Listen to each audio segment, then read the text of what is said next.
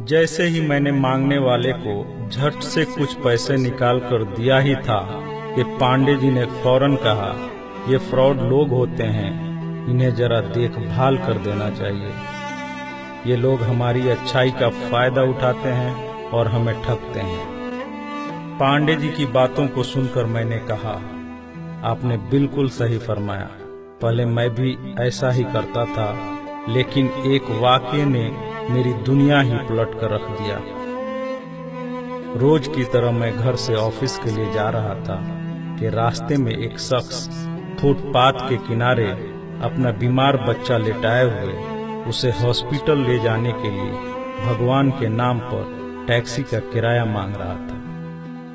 वो कभी किसी पैदल का बाजू पकड़कर हाथ जोड़ देता, मेरा बच्चा बचा लें, मुझे टैक्सी का किराया दे दें, तो कभी किसी गाड़ी वाले को हाथ देकर रोकता और उसके पीछे भागता कि वो कार में उसके बच्चे को हॉस्पिटल पहुंचा दे।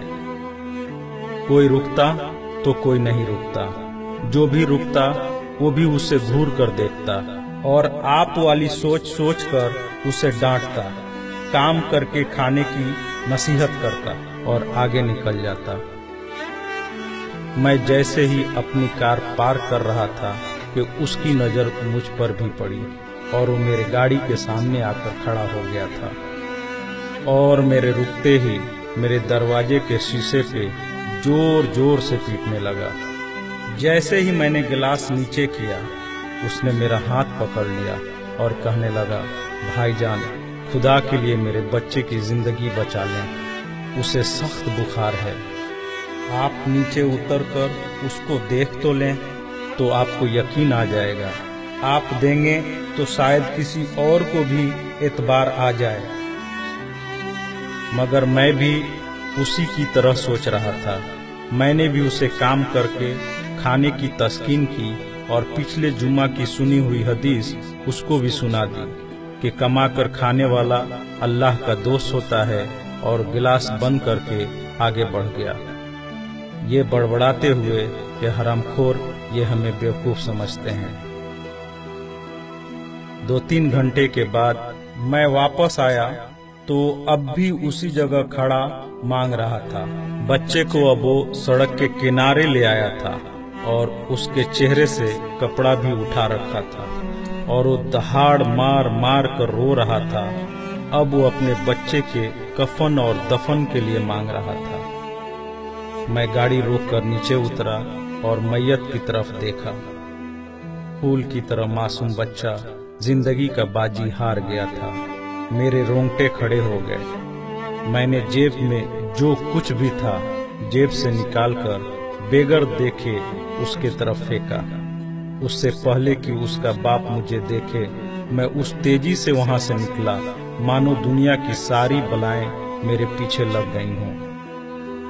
मैं ऑफिस पहुंचा तो मेरा बुरा हाल था, ऐसा कि जैसे मुझे बुखार जकड़ने लगा हो। मेरा काम में मन नहीं लग रहा था। मैंने उस दिन की सारी मीटिंग को कैंसिल कर दिया। मैं भी उसी बच्चे की तरह एड़िया रगड़ रगड़ कर मरना चाहता था। 2-3 दिन के बाद बुखार को तो आराम आ गया, लेकिन मैं जहनी मरीज बन गया था। मुझे लगता था कि मेरी उसी सोच से वो बच्चा मर गया। कुछ दिन गुजरे, मैं ऑफिस में स्टाफ से बात कर रहा था। तब तक रिसेप्शन से आवाज आई, सर आपसे कोई मिलना चाहता है। मैंने पलट कर देखा, सामने उस मरे हुए बच्चे के बाप को देखकर मुझे चक्कर आ गया और मैं पत्थर का बुत बने उसे देख रहा था। तभी उसने अपने जेब में हाथ डालकर कुछ पैसे निकाले और मेरा शुक्रिया अदा करके कहने लगा कि आपके पैसे बड़ी बरकत वाले थे। शायद आपके खुलूस की बरकत थी कि मेरे बहुत सारे काम हो गए। सारे खर्चे के बाद कुछ पैसे बच गए और उनमें से कुछ पैसे मैंने उधार लेकर डाले हैं। ये आप कबूल कर लीजिए, बाकी मैं आपको जल्दी वापस कर दूंगा। मैंने पैसे वापस लेने से सख्ती से इनकार कर दिया और मिन्नत करके उसे पैसे रखने को राजी कर लिया। और जैसे ही वो जाने लगा, मैंने उसे रोका और अपनी कंपनी में काम करने के लिए पूछा। वैसे राजी हो गया जैसे उसे काम की ही तलाश थी और किसी ने उसके दिल की बात सुन ली हो। वो बहुत खुश हुआ और अगले ही दिन से मेरी कंपनी में बतौर वॉचमैन काम करने लगा। पांडे जी, मैं आपको उससे मिलवाऊंगा, लेकिन वो कार वाला किस्से का जिक्र उससे मत करना। उसने आज तक नहीं पहचाना कि उसने मेरा भी कार रोककर मुझसे मदद मांगी थी।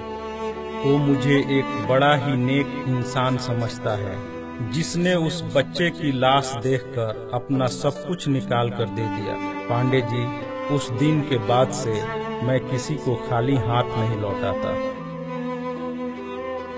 थोड़ा सा देने से ना वो अमीर होता है और ना मैं गरीब। बस दिल को तसल्ली होती है। और रह गई लूटने की बात, तो पांडे जी हमें कौन नहीं लूटता। कपड़े वाला हमें लूटता है, दवाई वाला हमें लूटता है, सब्जी वाला हमें लूटता है, दूध वाला हमें लूटता है। इतना सा लूटने के बाद अगर कोई हमें खुदा के नाम पे लूट ले, तो शायद मरने के बाद खुदा हमारे गुनाहों को माफ कर दे कि ये बंदा मेरे खातिर मेरे नाम पे लूटता रहा, और शायद हमारी गुनाह बख्श दे। पांडे जी, माना कि हर मांगने वाला सच्चा नहीं होता, पर जरूरी ये भी नहीं कि सब झूठे ही हों। वैसे भी अपने काम काज में कई बार फेल होने के बाद भी हम कोशिश करना नहीं छोड़ते, तो कुछ ठग लोगों की वजह से जरूरतमंदों की मदद करना क्यों छोड़ देते हैं।